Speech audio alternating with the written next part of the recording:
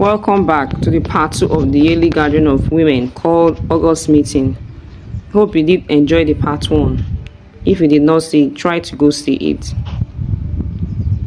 The morning after the stormy meeting, Umueke village felt unsettled. Women whispered in corners. The borehole stood unfinished, a monument of shame. The scholarship children still wandered aimlessly. And now, Adamma, the widow, had uncovered a letter that threatened to shatter everything. She clutched the folded paper to her chest as the cock crowed. Her husband's voice echoed in her mind. If I die suddenly, know that it was not sickness. It was the price of truth in August meeting. Adamma knew she could not keep silent anymore. At the marketplace that afternoon, the women gathered again. Their gaze sparkled, but their eyes betrayed fear. The whispers from yesterday had grown into a storm. Ngozi, the nurse, had already spread word of the missing funds, and many women, secretly tired of Madam Nnenna's dominance, were waiting for courage to rise. The hall filled, the drums beat, but the air was heavy, like a funeral. At the high table, Madam Nnenna sat, her gold bangles shining. She still held her fly wigs with the arrogance of royalty, but her smile was trained. She knew her crown was shaking. Ngozi stood, papers in her hand again.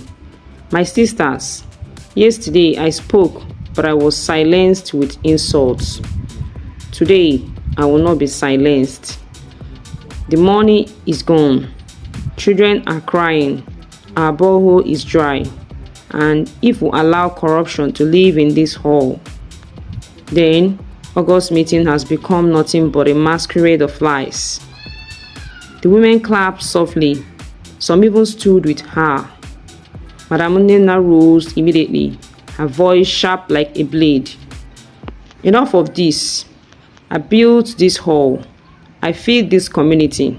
Who are you to question me? Ngozi, a mere nurse, and Adamma, a widow with nothing but a mat in her mother's hut. Do you dare rise against me? Her words cut. Some women cowed, but Adamma stood, clutching her husband's letter in her trembling hand.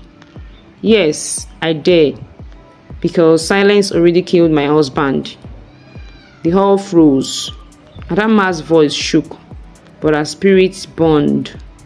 My husband Chike wrote this before he died. He knew the truth. He said if he died suddenly, it was because he uncovered corruption in August meeting. He begged me to protect our children, and now his blood is crying from the ground.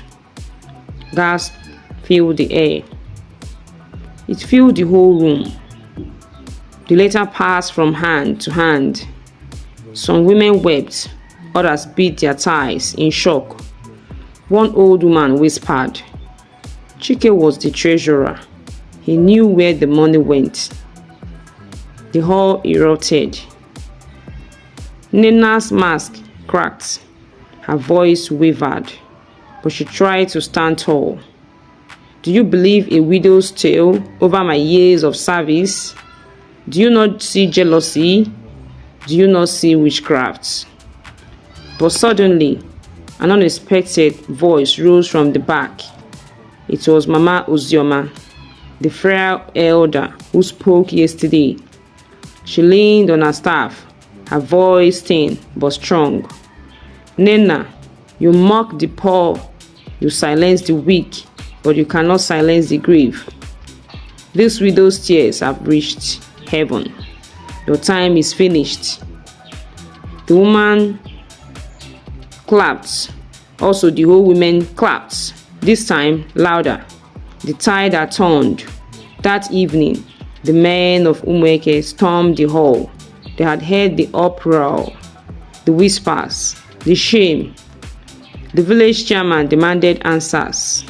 Where is the money? He thundered. All eyes turned to Nnenna. She tried to speak, but words failed. Sweat poured down her face. Ngozi stepped forward. "Check the bank.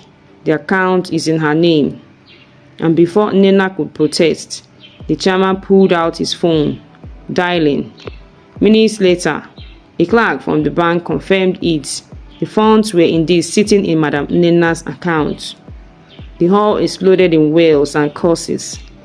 Women tore their wrappers in anger. Nnenna collapsed to her knees. Her gele slipped. The once proud queen of Umueke now wept openly, begging for mercy. But the women remembered her laughter when she mocked widows. They remembered the borehole that never came. They remembered their children sent home from school, and they turned away. That night, the village council stripped her of her title. Her lands were seized. The government was alerted. By morning, Madam Nnenna was in handcuffs, carried away in a police truck as the women of Umueke watched in stunned silence. Her downfall was swift, but something greater happened. The following week, for the first time in history, the women of Umueke elected a transparency committee led by Ngozi to handle community funds. They vowed never again to let pride destroy their unity. Adamma, though still grieving, was honored with a standing ovation. The women pledged scholarships for her children in memory of Chike, the treasurer who died for truth. The borehole project was revived. The sound of clean water rushing into yellow jerry cans became the song of a new beginning. Adamma stands at the borehole with her children. Ngozi joins her, placing a hand on his shoulder. Adamma looks up at the sky and whispers, "Chike, your blood was not wasted. The truth lives." It was seen that the old women of Umueke, they were all dancing, no longer rivals in lace and gele, but sisters building a future. The drums returned, none of masquerade, but of freedom. Moral lessons. Silence protects corruption. Truth, no matter how painful, sets a community free. True leadership is not in gold or lace, but in service and accountability. When women unite, they can rebuild broken societies. The price of corruption is death, but the reward of truth is legacy. Thank you for watching the part 2 of this interesting story of women called August Meeting.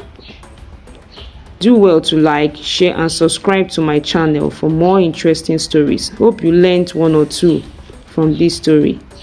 Thank you.